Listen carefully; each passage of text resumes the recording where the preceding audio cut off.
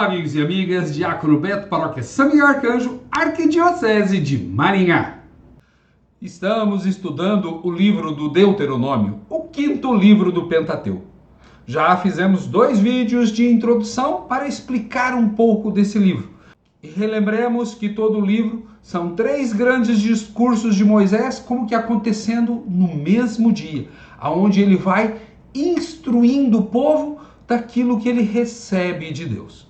Mas antes, invoquemos a Trindade Santa para que ela nos abençoe neste estudo. Pai e Filho e Espírito Santo. Amém. E hoje, começando o estudo propriamente dos textos bíblicos, convido você a abrir a sua Bíblia no capítulo 1. E este capítulo ele começa como o primeiro grande discurso de Moisés. Um discurso forte, introdutório, que vai do capítulo 1 até o capítulo 4, versículo 40. E tem como objetivo fazer uma retomada da caminhada do povo, desde o Monte Sinai até quando eles chegam no Jordão. No capítulo 1, começa assim, lá no versículo 1. São estas palavras que Moisés dirigiu a todo Israel no outro lado do Jordão. No deserto de Arabá, diante de Suf, entre Farã e Tofel, Labã, Hazerote e Dizabe.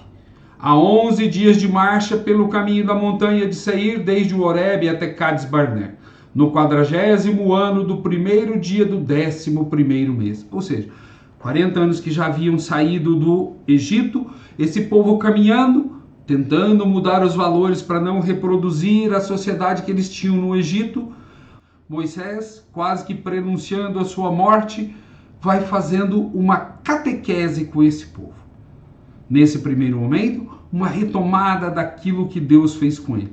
E aí já entra as instruções no Horebe, no versículo 6, aonde Deus vai falando que esse povo era pequeno e teve medo.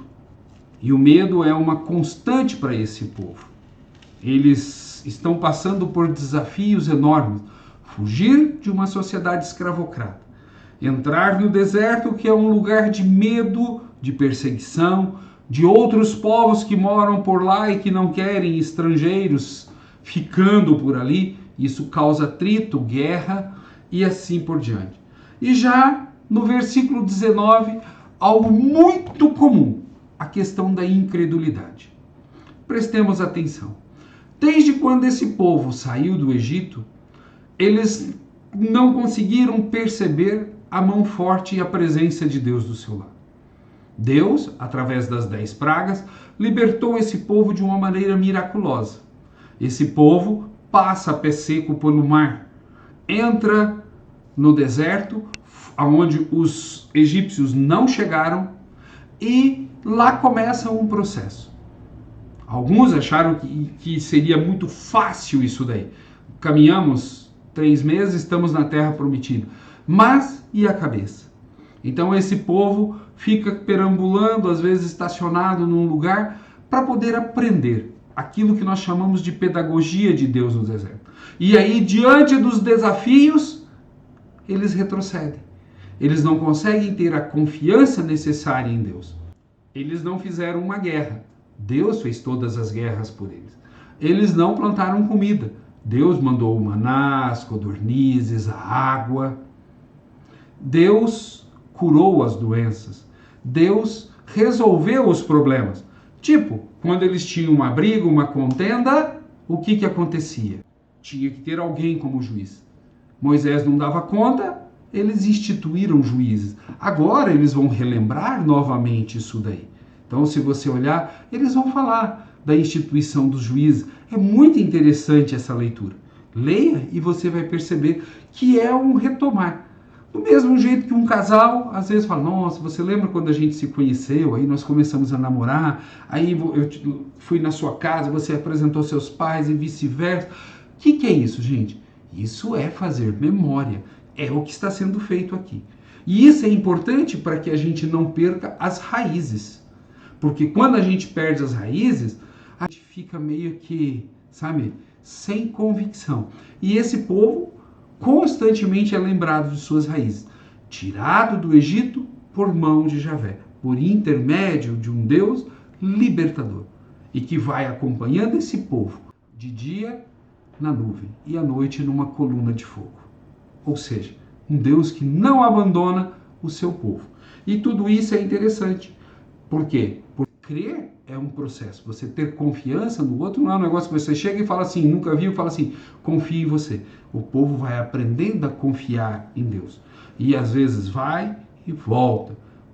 Acredita? Não acredita. E já no final, no versículo 34, as instruções de Javé em Cádiz. E ali vai falar assim: ao ouvir o tom das vossas palavras, Javé enfureceu-se e jurou: nenhum dos homens desta geração perversa verá a boa terra que eu darei a vossos pais. Ou seja, eles estão para entrar numa terra.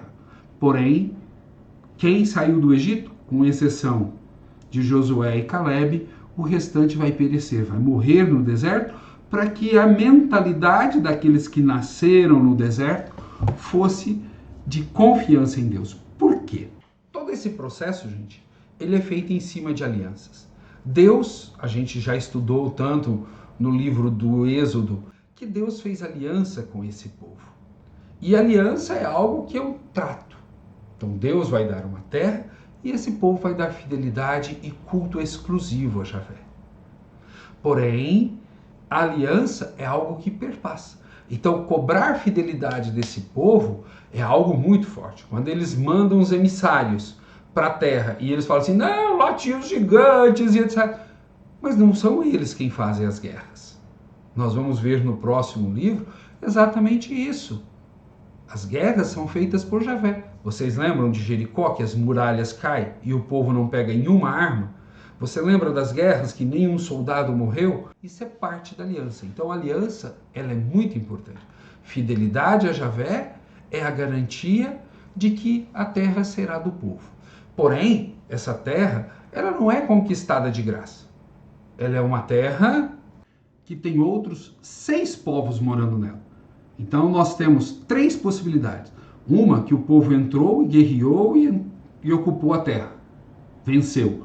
A outra, que ele foi entrando devagarzinho, sem guerrear. E a terceira, que ele entrou, guerreou um pouquinho, entrou mais um pouquinho, guerreou um pouquinho, com momentos de paz, alternando com momentos de guerra. Guerra, paz e momentos de guerra alternados com paz. As 3 possibilidades que nós temos da ocupação. O importante é que Javé está com esse povo, que também merece o seu lugar ao sol. 6, imperfeito. 7º povo entrando, 7 na Bíblia é perfeito. Então essa terra fica na perfeição, mas todos têm que ceder um pouco. Então é importante percebermos que essa memória que o livro de Deuteronômio faz é para mostrar que desde o princípio Deus estava com esse povo e em nenhum momento abandonou o seu povo. Se houve uma quebra de aliança, não foi da parte de Deus, mas da parte do povo. E aí, até o final do versículo do capítulo 4, lá no 40, nós vamos ter isso daí, aonde a gente vai olhar essa memória feita para que o povo não se esqueça de que Deus é o libertador, fez aliança e está com ele. A aliança que Deus fez ainda perdura conosco. Quando batizados, participando da comunidade, fazemos a opção de ser povo de Deus dentro da igreja, isso acontece. E Deus continua a nos conduzir. Por isso somos chamados a sermos firmes e fortes no nosso batismo. Se você ainda não está inscrito no nosso canal, se inscreva para juntos estudarmos a Sagrada Escritura. Paz e bem a todos!